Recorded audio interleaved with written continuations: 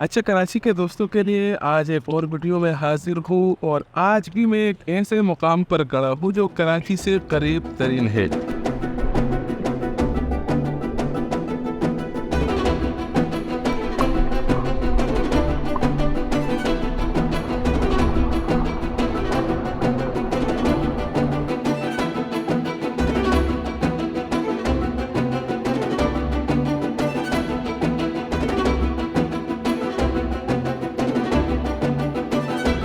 ये है एक खूबसूरत सा दरिया, ग्रीन पानी, जहाँ हम इंजॉय कर रहे हैं।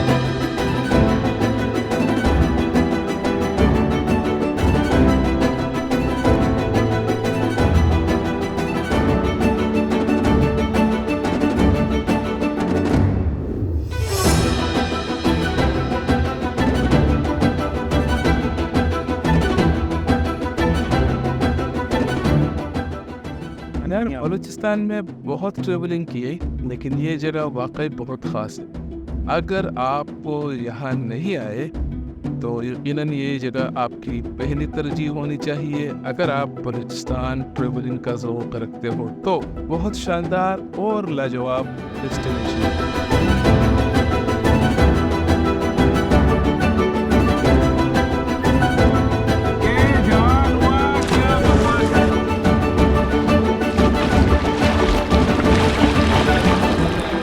इधर आके बस जो है सफ़र की थकान उतर गई है।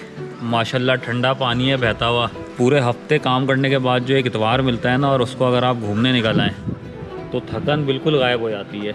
बलूचिस्तान के सरफहरिस्त शहरों में से एक विंदर शहर के मुज़ाफ़ाती इलाके बलूचिस्तान के सरसब्ज़ तरीन इलाकों में से एक है। इस खित्ते में चीकू और कपास की पैदावार कसरत से होती है। यहाँ का फल चीकू विंदर के गुलाब जामुन से भी मशहूर है।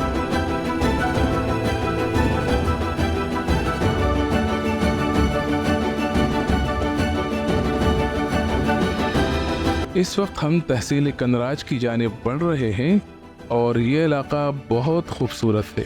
विंदर से कुछ ही मील मुसाफत पर यहाँ का ये ग्रीन लश पहाड़ी सिलसिला राहगीर पर अजीब सहर अंगेज कैफियत तारी कर देती है। बात करें यहाँ की लैंडस्केप की तो हर चंद किलोमीटर मुसाफत पर आपको एडवेंचर प्लेसेस देखने को मिलते हैं।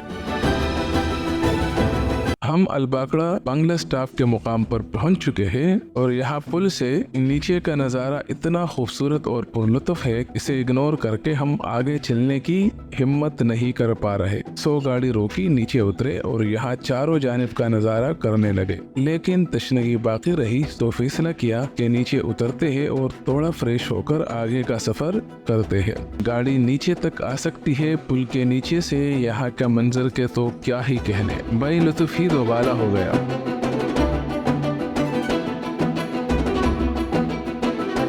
लेकिन ये हमारा रास्ता है, मंजिल नहीं। सो अब हम आगे की जानिब बढ़ने लगे हैं और यार ये क्या, यहाँ तो सड़क ही दरिया सा मंजर पेश कर रही है। वाओ, लगता है मानसून गुजरने की वजह से यहाँ रोड से ही पानी गुजर रहा है, लेकिन नहीं।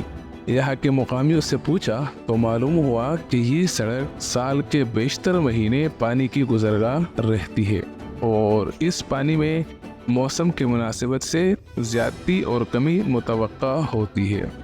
ये पानी बक्कर पीर से होते हुए यहाँ तक पहुँची है। मज़ीद आगे बढ़े तो ये रूह शिकन इंकिशाफ हुआ कि बक्कर पीर से आगे सड़क दरिया की सूरत अख्तियार कर चुकी है और पानी का बहाव इतना ज़्यादा है कि उसे पार करना मुमकिन नहीं। सो हम मंजिल तक पहुंचने से कासिर हैं, लेकिन ऐसा भी नहीं कि बक्कर पीर कोई मामूली मुकाम है। अब हम आपको दिखाने वाले हैं बक्कर पीर की खूबसूरती।